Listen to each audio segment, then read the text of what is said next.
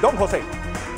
Fernando, estimados televidentes y radio escucha, hagamos un balance de dónde estamos en el COVID.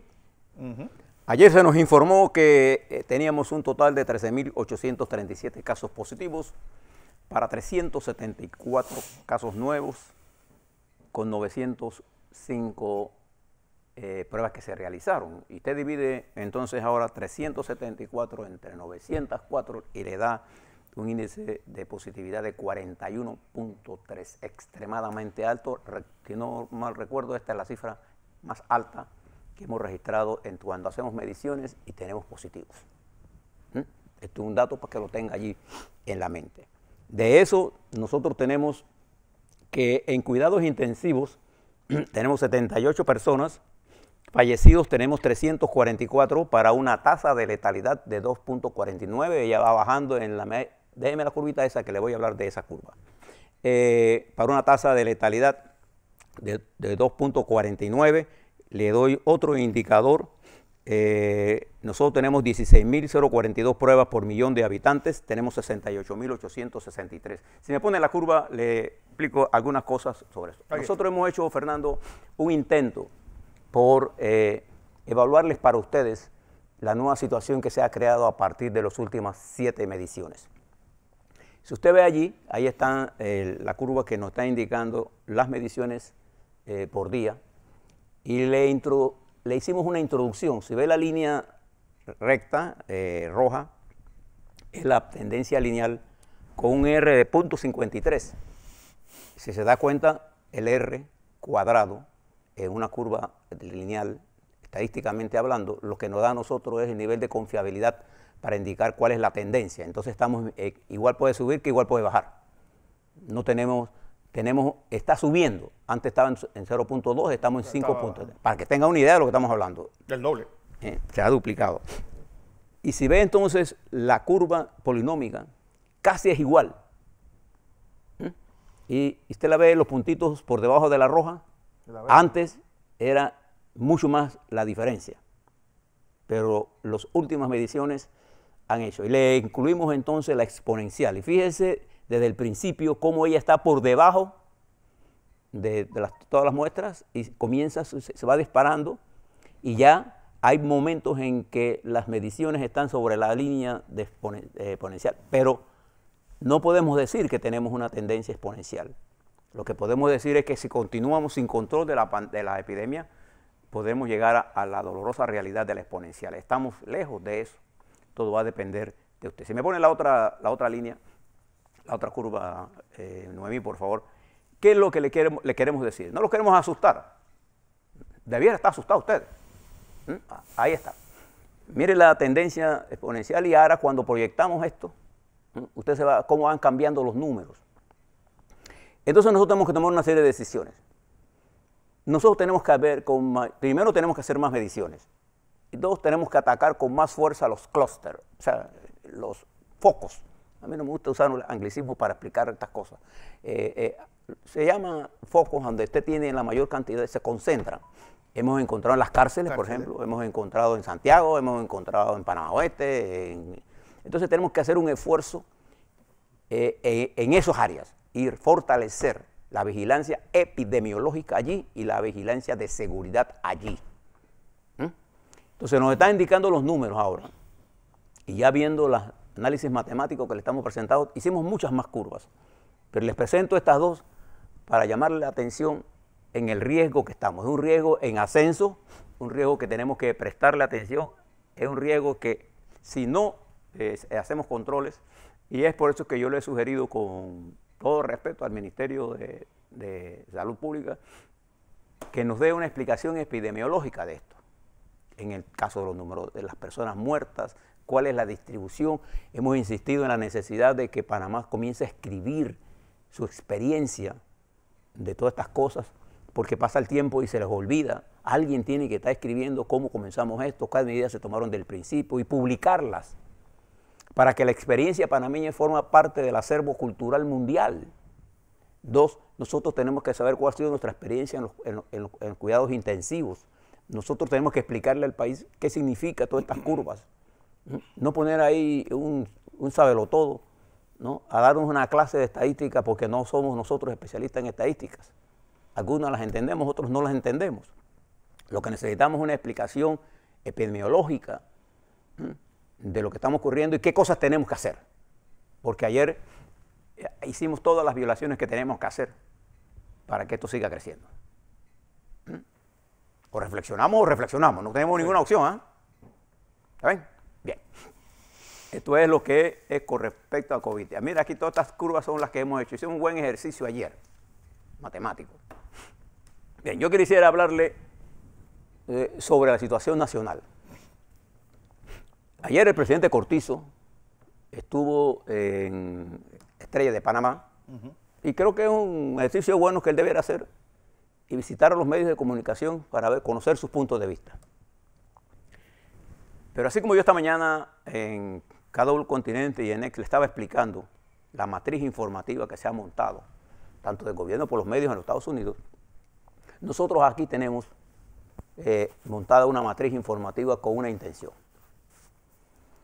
Entonces, voy a explicársela, pero antes quiero decirle algo.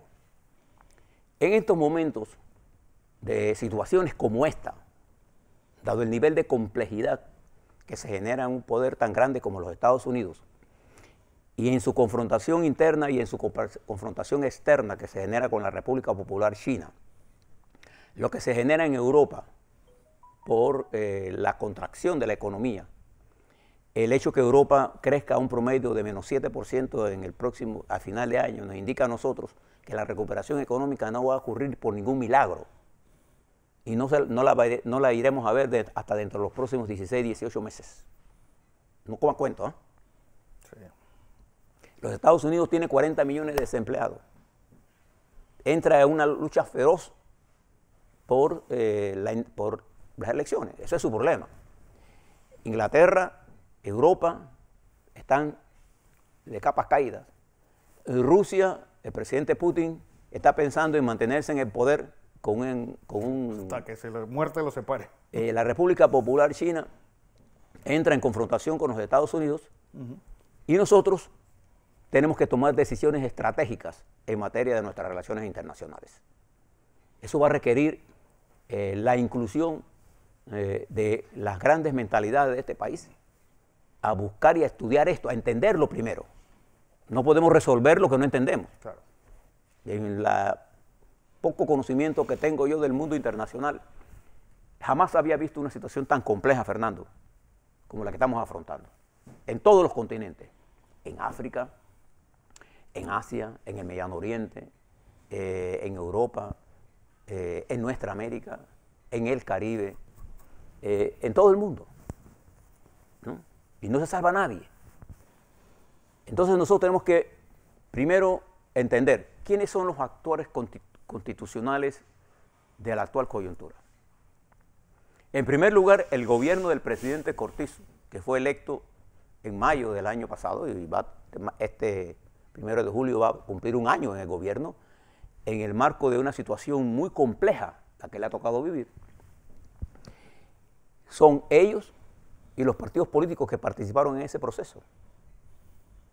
Esa es la fuerza política. Entre las fuerzas electorales que fueron a las elecciones, se concentra el 70% del peso de la sociedad panameña.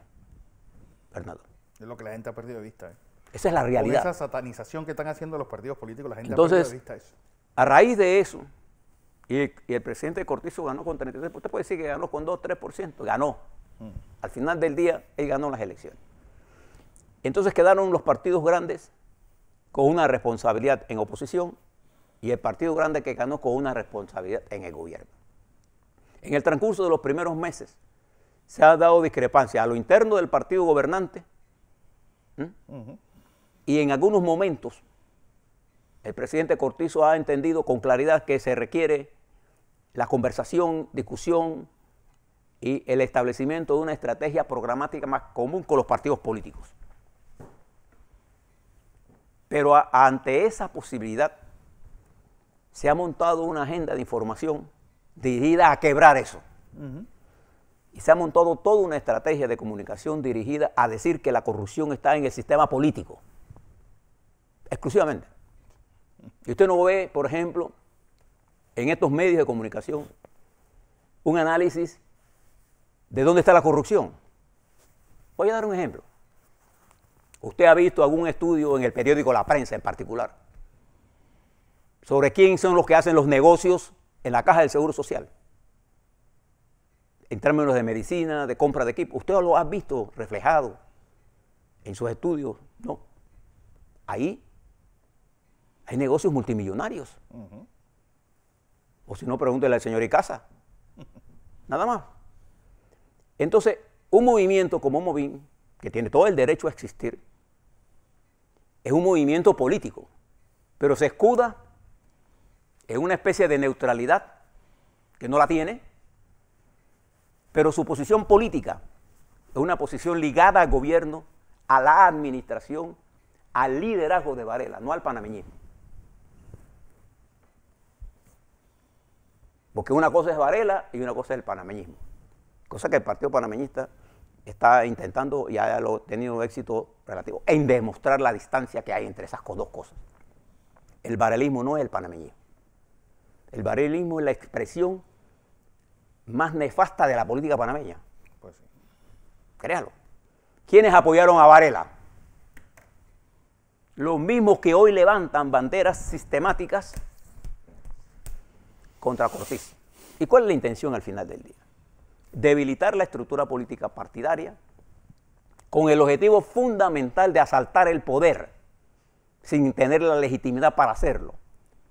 Lo quieren hacer manteniendo una estructura y para eso ¿qué necesitan? Mantener cero acuerdo con los partidos políticos y mantener en permanente jaque al gobierno sobre temas de importancia relativa. Yo creo en la transparencia y creo en la rendición de cuentas. Yo me formé políticamente en la lucha contra el canal y nosotros todos los días de Dios, y yo fui director del IRRE, dábamos las explicaciones al país. Si yo tengo la razón, ¿por qué no tengo que estar explicando mis razones? ¿Por qué yo tengo que dejar que el periódico La Prensa, con Bobby Ayman y su combo, se tomen la agenda nacional? ¿Por qué le tengo que dejar este espacio a ellos? De otro lugar, de esta vez están disparando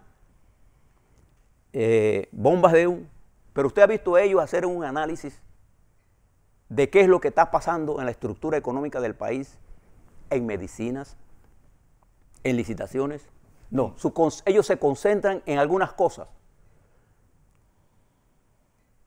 y nunca hablan del fondo de las cosas. Entonces han logrado satanizar a los partidos políticos, han inmovilizado a Cambio Democrático, intentan inmovilizar al Partido Panameñista y intentan dividir al Partido Revolucionario Democrático para bregar con Cortizo sin apoyo de base social. ¿Y por qué lo quieren? Porque vienen los momentos de ajustes estructurales, cualquiera que ellos sean los que maduren en la sociedad. Y entonces usted ve el sector privado en la mesa de negociación, en vez de llegar a acuerdos rápidos con el sector trabajador, ellos esperan que no haya acuerdo. Y yo he dicho que es fundamental un acuerdo entre los trabajadores y los empresarios, porque sin ese acuerdo no hay base para el desarrollo. Y es fundamental un acuerdo entre los partidos políticos, Revolucionario Democrático, Cambio Democrático, Partido Panameñista, Molirena, los partidos que estén, Partido Popular. Debe haber un acuerdo político partidario que nos permita tener una base política de sustentación. Y eso no quiere decir que se pasen al gobierno, no. Lo que significa es tener una plataforma que vamos a impulsar. Pero hay fuerzas trabajando. Cuando le contaba lo que estaba haciendo el presidente de los Estados Unidos, es exactamente lo que está ocurriendo ahí. Ayer hubo una manipulación de la noticia para hacer una oportunidad de una foto. Se montó toda una estructura con éxito. A mí lo que me maravilló de ayer fue la capacidad de los estrategas de Trump de montar todo ese montaje. ¿El resultado cuál fue? ¿Resolvió el problema? No.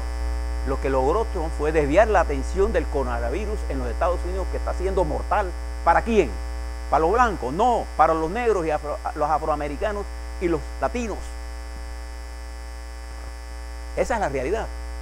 Y este bombardeo continuo creando dudas permanentes.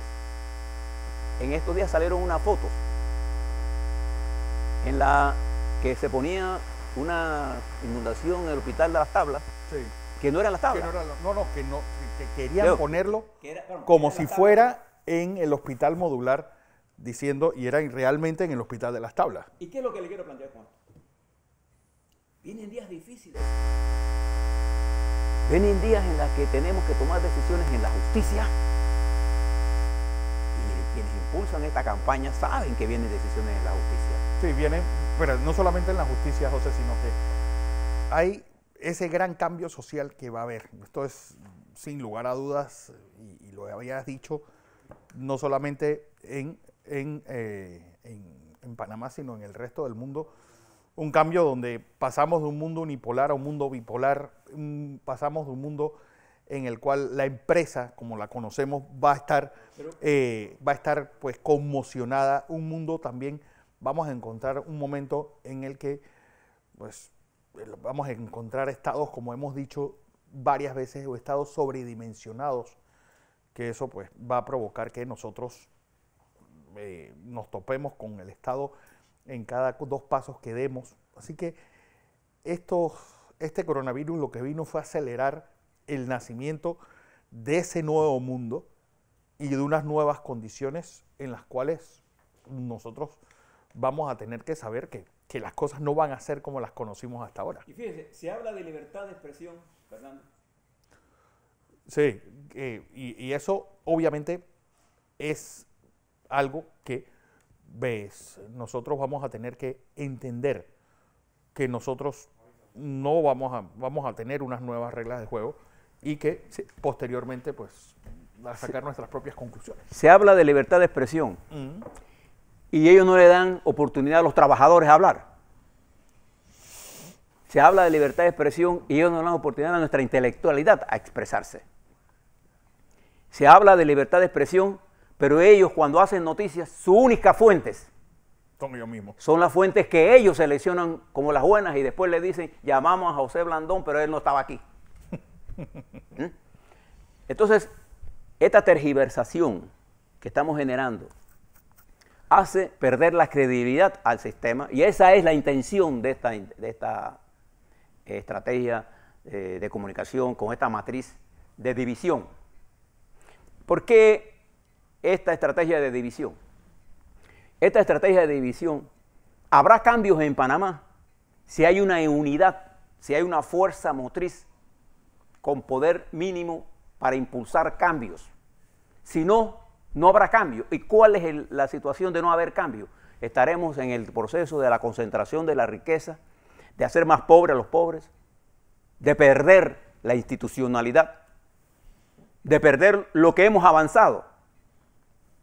Entonces, en ese correr de ideas, ¿usted ha visto algún pronunciamiento de este grupo político de Movín con respecto a temas importantes del país? Y yo los invito. ¿Por qué no hablan de la pobreza? ¿Por qué no hablan de las desmedidas tasas de ganancias de los sectores empresariales en el comercio?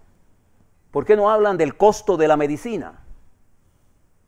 ¿Por qué no hablan del costo de la energía eléctrica? ¿Por qué no hablan de la falta de participación de los obreros y campesinos en la vida nacional? Porque es que no lo quieren. Entonces, esta es la atención que le quiero llamar tanto al gobierno del presidente Cortizo como a los partidos políticos. La fuerza de sustentación que puede llevar a la nación a la estabilidad política es el fortalecimiento democrático de los partidos políticos y con programas democráticos, no populistas. Porque por ahí veo corrientes, bajen los impuestos, cierren esto. Fíjense que toda la atención mediática está puesta en un hospital. Observen esto nada más. Cuando eso se vuelve así, ya no es noticia. ¿Usted cree que en el país no están ocurriendo otras noticias? ¿Usted no cree que en Panamá se están muriendo niños de hambre? ¿Usted no cree que nosotros necesitamos definir nuestra política agropecuaria? ¿Usted no cree que nosotros debemos definir nuestra matriz energética? ¿Usted no cree que nosotros debemos definir este problema del agua? ¿Usted no cree que nosotros debemos tener un sistema, un IDAN, un sistema de producción de agua lo suficientemente eficiente para que cada panameño y panameña tenga, y familia tenga accesible el agua las 24 horas del día. Usted no lo oye hablando de eso. Ni lo verá. Ellos han concentrado todo su ataque en una forma perversa. Y uno se tiene que preguntar siempre, ellos están en contra de la corrupción de verdad. Sí. Si eso fuera así, ¿por qué ellos no hablan de los problemas que hubo en el gobierno del presidente Varela? Y de Varela mismo. ¿Por qué no hablan? ¿Por qué no hablan de la corrupción empresarial? ¿Por qué no hablan de la corrupción en el sector salud? Particularmente en este sector importador de medicinas y de equipos médicos que hace sumas multimillonarias y que en conjunto con una estructura que han montado en la Caja del Seguro Social impiden cualquier cambio. ¿Por qué no hablan de eso? Y es ahí donde los partidos políticos tienen que jugar un papel.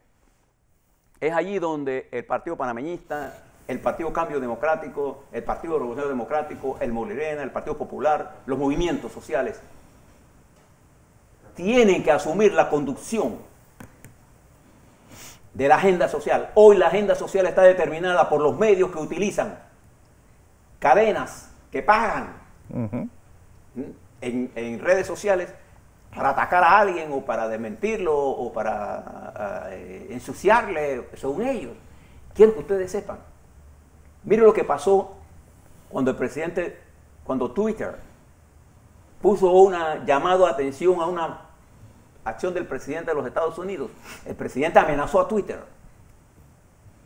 Y el gerente de Facebook, de Zuckerberg, subió todos los datos incendiarios del presidente Trump, y los trabajadores de Facebook alzaron su voz de protesta, porque eso era racismo.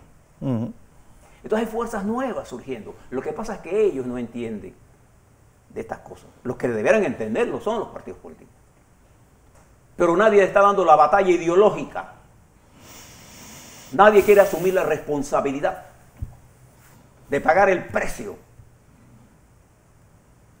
de ser un ciudadano integral, de rifársela por sus ideales, sino nos quedamos atrapados en el lenguaje soez, bajo, torpe, mentiroso de estas redes y estos medios cuyo único interés es el dueño lo que los paga. Y cuando nosotros hablamos de esto aquí, se asustan. Pero va a venir esta discusión. Por supuesto. Y dentro de los próximos días estaremos debatiendo eso. Pero ellos quieren que ese debate se dé con la mayor debilidad del gobierno del presidente Cortizo y de los partidos políticos. Porque su proyecto es otro. Su proyecto es el asalto al poder. Pero no se han dado cuenta que la correlación de fuerzas no les favorece. Ustedes los han visto ellos hablando sobre los indígenas. Jamás. Sobre las familias campesinas. Sobre el hecho de que nuestras madres en el campo, el 23% de ellas tienen desnutrición grave y que nuestros niños, el 25% tienen desnutrición grave. ¿Usted lo ha visto hablando sobre eso? ¿Usted lo está viendo la necesidad de impulsar el sindicalismo? No. Usted lo ha visto a ellos saliendo a defender a los empleados públicos o a defender las conquistas que hemos logrado. ¿O los ha visto a ellos a salir a defender cuál debe ser la posición internacional de la República de Panamá ante la situación global que hay? No, porque ellos no son estadistas, no están preparados. Y cada vez que uno los invita a un debate, yo escojo mis batallas. ¿Cuáles son sus batallas? La cobardía está escondido detrás, el tuitear. Y yo estoy terminando un estudio sobre los llamados influencers, como tengo tiempo, para determinar el bajo nivel intelectual de lo que ellos opinan, sí, sin base, sin información, sin análisis, sin datos. Cual tobochinche llega a sus oídos, para adelante. Por ahí lo disparan, pero siempre es contra el enemigo de ellos, que es el enemigo del amigo que lo financia. Así es.